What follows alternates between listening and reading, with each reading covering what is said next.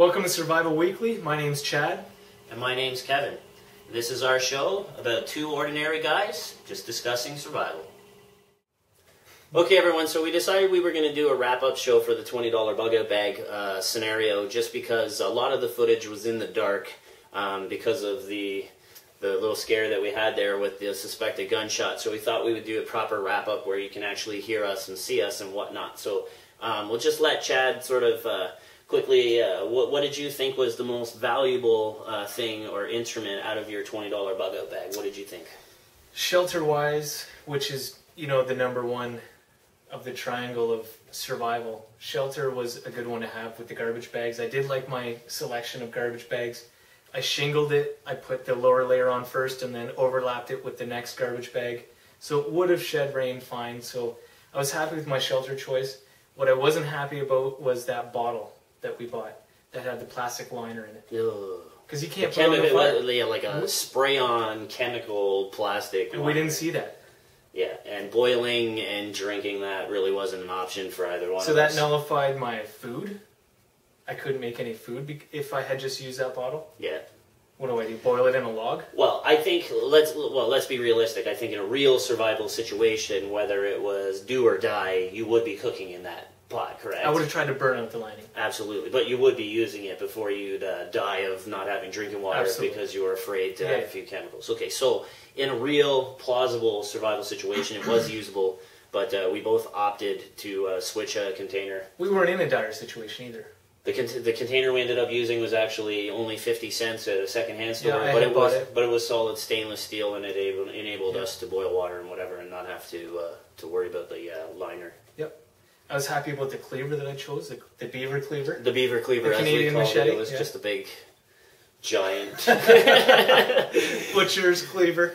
Made in China butcher's cleaver. It was pretty good. It didn't dig as well as your knife, but it was actually pretty good for chopping, for sure. So I was happy with that selection too. I went with the kitchen knife, but I also had the fold-out saw, and I love the fold-out saw. It worked great. It cut down trees for the camouflaging on the shelter that I wouldn't have been able to do with that knife at all. You know what? I probably would have taken what you had. In hindsight, I would change that out. In a real situation, in a real situation with longer sustainability, that saw would have enabled me to cut, good 6-inch trees, create and silently. And a lot, than the big chopping sound that was created from the cleaver or even my knife if you tried to use it to hack, which I knew it was useless for that anyway, and that's why I'm definitely glad I had the saw. The saw was thumbs up in my opinion for $2 from a dollar store. Yeah. I like the drop sheet. I like that I had a one-piece roof. In the situation, we chose to do the ditch shelter. I know there's been a lot of debate about that, worrying about the rain and stuff, but we also knew the weather conditions. I know it's not a long-term shelter. I could have used the drop sheet to create a tarp. I could have used it to actually create a tent. We also weren't in the lowest lying area.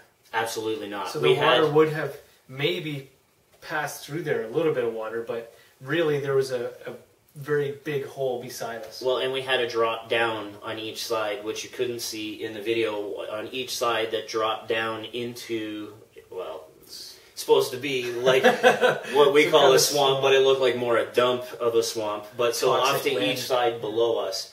And the ditch that we were in, although it did look like a major drainage ditch, actually used to be an old 4x4 tire tracks, as far as we can surmise, by looking at it and whatever. And rain would have been an issue, probably in a heavy downpour, but I think we were very secure in what would like a light rain, and knowing that we weren't expecting it. Also, being in that ditch provided us with the security of knowing that if bullets really were whizzing and concealment, and that was part of the challenge, was to remain stealthy. And I know a lot of people did talk, and I got to tell you, a big plastic drop sheet up in the trees over your head or whatever isn't very stealthy. Like an A-frame or a tent or something. And when it comes to hiding in camouflage, they say shape, shine, silhouette, whatever, and those things, that is not a practical way.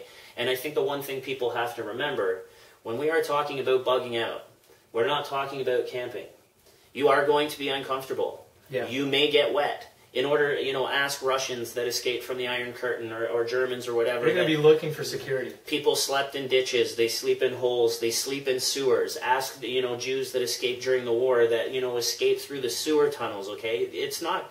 The bug-out scenario means that the world is gone array, and it's not going to be a comfortable camping trip with all your gear. No, it would be an awful experience. In all of these nice places out in the open. Out in the open in this particular situation means that you're either going to get captured if it's a military situation. If it's other people that are bugging out, it could mean you're going to get robbed. It could mean that you're going to get attacked. It could mean that if you're women, you could be raped. I mean, so you're not going to be out in the open. You're not going to be in these comfortable, perfect conditions. We know how to make many types of shelters. I could have built an A-frame. Did we have time for the limited challenge that we created? Probably not, to build a proper A-frame. No, we didn't. It wouldn't have been as stealthy, although you can make a fairly camouflaged A-frame quite well as well. So, Sure.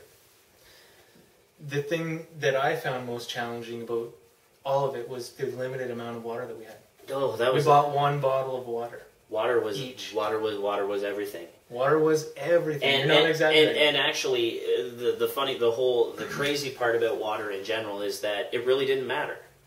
And what I mean by that is that if we had to trade it in $10 worth of that bag would have only been good with water for 2 days. That's it. So ideally, you can't, we determined that really the most important thing, especially in urban, because, at least up north here in Canada, we have lots of lakes and rivers and streams we can get water out of. Well, what did we find? We found that all the water was polluted with sewage. It was all toxic looking, yeah. Even if I had had a proper water filter, I wouldn't have drank out of that water. No, it would have been very, very touchy. In an emergency situation, obviously, survival situation, obviously I would. For a challenge, even with a top-notch filter, I would not have drunk that water. And I really think, we even, if you watch the videos, we checked out a water source to try to find a tap on a building. So even in our scenario that only lasted a day or two, we were looking at trying to... That was hour 6 or 7. We were trying to look at a water source that we could... building a shelter. That we could borrow water from. Yeah, building a shelter dehydrated us. Yeah. Took about... All that work, all that... So imagine invading, imagine having to look for a food source.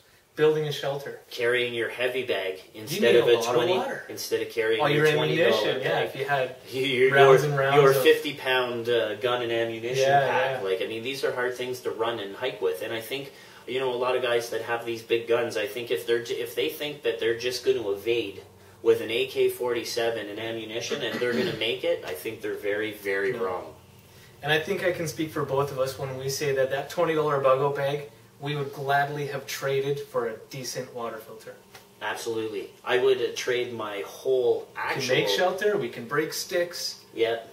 But you can't make water. Clean water. Shelter, a lot of people say your bug-out bag needs to include a shelter and whatever, and it's nice to carry a shelter, but a shelter, even though it is very, very important in a survival situation, it's also something that with the knowledge is very easy to build.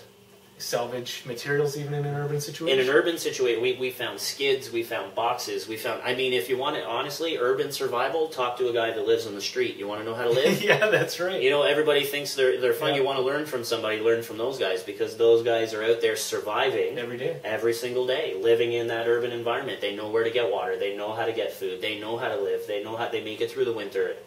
They do it. They do it every day. They could teach us all a lot. Without a $20 bug-out bag. Without a $20 bug-out bag. Probably just a coffee can and $1 in the morning for wiping your windows or whatever. Yeah. But the point is, they do survive, and they have a lot that they could teach people in an urban survival situation. But I think for me personally, the urban survival situation is really not all that practical. Just after seeing the water support. Just the water alone led me to believe that urban survival is a myth in a way. So I also think that leads, just to sort of wrap up here, I think that also means that I think we come to the determination that there is no such thing as a $10 or a $20 bug-out bag, because a water filter itself is more than that. In an urban situation, you absolutely need the water filter. You need that water filter. So... yeah, like I said, I trade my whole bug-out bag for a water filter in an urban environment. If I made it up north, not a chance, because I can get the water. Yeah, it's around, but you can boil it. The city, you're going to be looking for water, and I don't think you're going to Other people are going to be looking for water, desperately. And I don't think you're going to be able to carry enough, so if you think you can, good luck. Yeah, good luck. My name's Kevin. My name's Chad. And thanks for watching Survival Weekly. See you next time.